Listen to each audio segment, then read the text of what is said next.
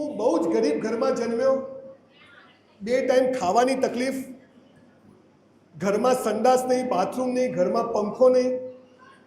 મારા બાપુજી એક ઓટલા ઉપર, મસ્જિદનો ઓટલો, નીચે દરગાહ ઉપર મસ્જિદ, એ ઓટલા ઉપર 10 રૂપિયાના ભાડાની ઓટલાની દુકાન પર દરજી કામ કરે. હું જાતે બ્રાહ્મણ, પણ હું નાત જાતમાં માનતો નથી કે માલિકે તો એક ઇન્સાન બનાવ્યો છે, આપણે એના ટુકડા પાડી દીધા બધા. હિન્દુઓમાં 300 ધર્મ અને 3000 સંપ્રદાય. મોહમ્મદ પૈગંબરે એક ઇસ્લામ બનાવ્યો, પણ આપણે ત્યાં શિયા સુન્નીથી 72 ફિરકા બનાવી દીધા. દિલ હૈ કે માનતા નહીં.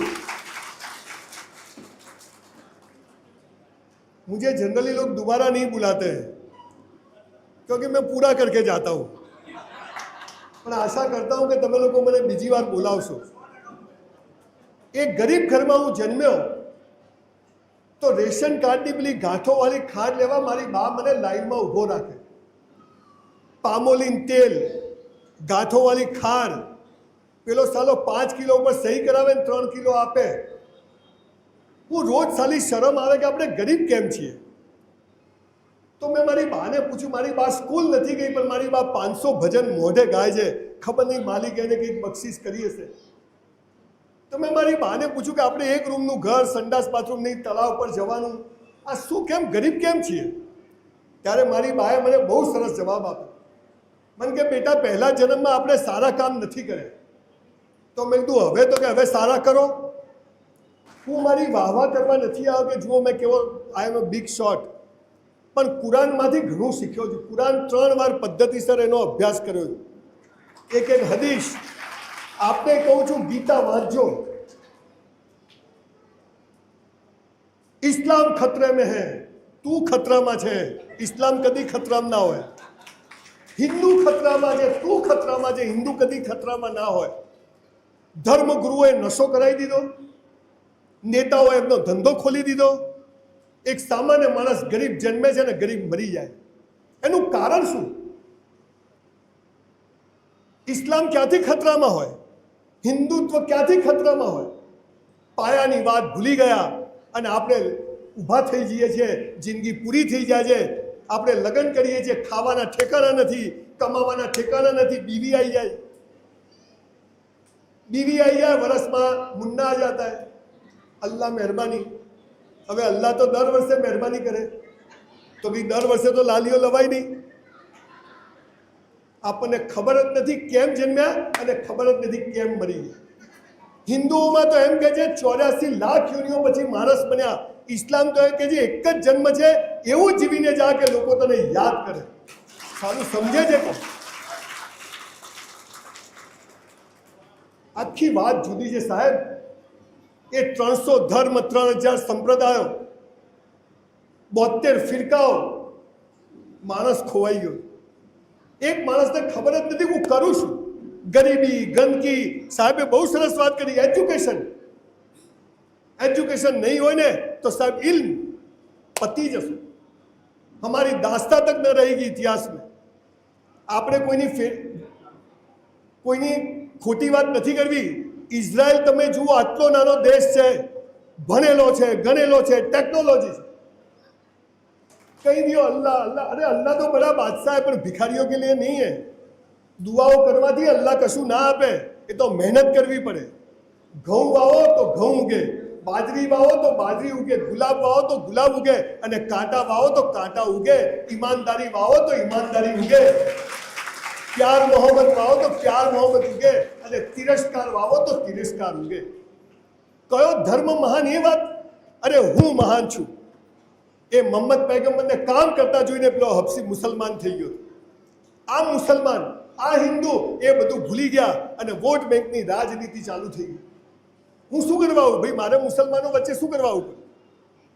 પણ મારા વાલીદે, અમારા મા બાપે અમને શીખવાડ્યું કે માલિક તો એક છે અને એને આખી દુનિયા બનાવી છે. આપણે બધા એના બચ્ચાઓ છીએ, તો બધાની તરક્કી થાય. એટલે હું અહીંયા કેમ આવ્યો છું? મતલબથી આવ્યો છું, કે એમને નથી આવ્યો કે હું આજે અહીંયા આવી અને આ 500,000 જણને ખુશ કરીને જઉં, તરક્કીની વાત કરું, તો બોલો પેલો માલિક મારી તરક્કી કરે કે ના કરે? હું ચાહું છું કે તમે જુઓ બધા કેવા બેઠા છે. शादी में जाए ना, शादी में એટલા દાગીના મસ્ત કપડાં પહેરે ને તોય જેને બી પૂછો જીવનમાં મજા નથી, અરે તો પ્લગમાં બી આંગળી ઘાલ દેવાની, પૂરું. ક્યાં 2 મિનિટ लगेंगे. અલ્લાહ છે ને, અલ્લાહ એ મર્સિડીઝ આપતા પહેલા ચેક કરે કે સાલો લાયક તો છે કે નહીં, એટલે તમારી બેન્ડ બજાવે.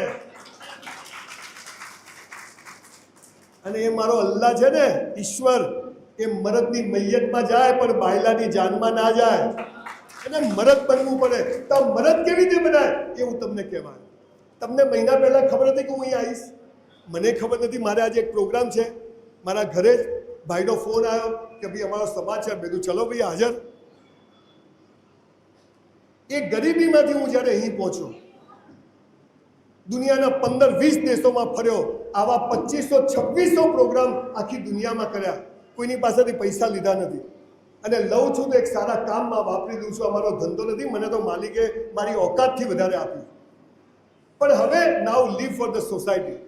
હમ તો ચલતે ગયે, કારવા બનતા ગયા. મેં મારા બાપુજીને પૂછ્યું કે આપણી પાસે પૈસા કેમ નથી? મને કે ખૂબ કસરત કર, ખૂબ ચોપડીઓ વાંચ, તન અને મન સરસ હોય ને તો ધન આવી જાય. તન અને મન. આજે 60 વર્ષની ઉંમરે હું 100 દંડ મારું છું, 100 ડિપ્સ મારું છું સવાર. તમારામાંથી કોઈને પકડેલું છોડું નહીં. અને 5000 ચોપડીઓ વાંચીને તમારી સામે ઊભો છું. 5000. આપણે વાંચતા નથી, કસરત નથી કરતા. કુરાનમાં લખ્યું શરાબ પીના મના હે, મસાલા ચાલુ કર્યા. अरे भाई शराब पीना मतलब नशा करना मना है, तो कोई भी नशा नहीं करना चाहिए. मैं मुसलमान हूँ, वो भी नशा है. मैं हिंदू, नशा मतलब अभिमान नहीं, गर्व नहीं, गलत जिंदगी नहीं जीना है, पर हम मानते नहीं है. आज 5 बातें मैं आपको ऐसी बताने जा रहा हूँ कि आटलू जो તમે કરશો ને તો તમારો ચહેરો ઊંઘમાં હસતો આવશે અને માલિક સમજી જશે આ મારી ઓરિજિનલ નોટ છે, હવે આને આપો. મારા યુટ્યુબ પર બહુ બધા વિડીયો છે, ઘરે જઈને જોજો. 10 સાલ પહેલા ઘરમાં વાઇફ નથી સાંભળતી, અત્યારે 2.5 કરોડ લોકો સાંભળે છે. વાઇફ નહીં સુનતી હતી. હું મારી વાઇફને બધે લઈ જાઉં કે જો લોકો કેટલું સાંભળે છે, તું સાંભળ થોડું. अब तो सुनती है. મૂળ વાત શું છે કે આપણને સાચી વાત જ કુરાન શું કહે છે ખબર જ, ગીતા શું કહે છે, બાઇબલ ખબર જ નથી. આપણે ઝઘડામાં પડ્યા છીએ. કયો ધર્મ સારો, કયો મજહબ સારો, અને શું સારું એ શોધો. કયો ધર્મ, કયો મજહબ. હું કહું છું આખી દુનિયા મુસલમાન થઈ જાય, શું ફરક પડશે? આખી દુનિયા હિન્દુ થઈ જાય, क्या फर्क पड़ेगा? આખી દુનિયા ક્રિશ્ચિયન થઈ જાય, શું ફરક? મને મારા જીવતા ફરક પડે. એટલે કુરાનમાં લખ્યું કે એક જ જન્મ છે, એવો જીવીને જા કે દુનિયા સારી યાદ કરે કે વન્સ મોર વાપસ આવે. ये कोई सिखाता नहीं. ધર્મગુરુઓ, નેતાઓ ચાહતા જ નથી કે આપણી તરક્કી થાય, કેમ કે એમની દુકાનો ચાલે છે આપણા દુઃખ ઉપર. આપણા દુઃખ ઉપર લોકોની દુકાનો ચાલે. તમે અમીર થઈ જાઓ, તમે પૈસાદાર થઈ જાઓ, તમે સુખી થઈ જાઓ તો એમનો કોઈ ભાવ પૂછે નહીં. તો આ સમજ આપણામાં આવવી જોઈએ અને એની વાત આજે તમને કરવા. પહેલો નિયમ, તમારે પૈસા કમાવા છે, સુખી થવું છે. પહેલો નિયમ શું છે? આજથી નક્કી કરો કે જે કરીશું એ બેસ્ટ કરીશું. જે કરીશું તૈયાર થયા, મસ્ત તૈયાર થવા. સવારે ઉઠ્યા, ભાઈ સાહેબ ને બહુ अच्छी बात बताई. સવારે ઉઠ્યા, अल्लाह को शुक्रिया अदा करो. बोलो अल्लाह तुमने उठा दिया, कितना रात में हुई जाए, हमारे उठता नहीं. गयो हो, अरे साला अपने को उठा दिया, उसको थैंक यू तो बोलो कि उठा दिया. कभी कोई ने कीधું કે अल्लाह तेरा शुक्र है उठा दिया? એમાં શું વળી ઉઠાડ્યા તો ઉઠાડ્યા. અરે ટિકિટ ફટ જાયગી. તમે એને યાદ કરો કે ના કરો, એને જો કોઈક વાર યાદ કરે તો એટલે રોજ એને યાદ કરો કે થેન્ક યુ. અડધો કલાક કસરત કરવાની, મસ્ત ચાલવાનું રોડ ઉપર, જે ફાવે તે, બ્રશ કરવાનો, નાહવાનું. 2 જોડી કપડાં હોય, ભલે ગરીબ હોઈએ પણ ફાટેલા ને મેલા નહીં કરવાના, પહેરવાના ધોઈને ઇસ્ત્રી કરીને જ પહેરવાના. મોજા તો ખાસ ધોઈને પહેરવાના. ઘણા તો બૂટ કરે ને મળેલો જીવતો થઈ જાય કે ધંધા સવા તારામાંથી જ આવે છે. જમવાનો ટાઈમ હોય, એક દાણો હેઠો નહીં મૂકવાનો, થાળી ચાટી જવાની, સફા ચટ. ઇથોપિયામાં જાઓ, લોકો સંડાસમાંથી કાઢીને ખાય છે. આવી ગરીબી છે અને આપણને માલિક આપે, આપણે હેઠવણ કાઢીએ. ચાહે શાદી में जाओ, होटल में जाओ, घर में एक दाणो मारी माँ के हेठो नहीं મૂકવાનો. જે કરો તે तैयार થાઓ, मस्त लाली लिपस्टिक करो बहनों, कोई आईब्रो भाइयों, मस्त दाढ़ी बाड़ी कट करो, अच्छी तरह रहने का। हाँ तो पिक्चर જોવા જાઓ, સિસોટી ના મારતા આપણે જતા જ નહીં। આ સાલા ઝુકેગા નહીં, 500 રૂપિયા આવ્યા કે કથા થોડી આવ્યા છે, એ બી બેસ કરવાનું।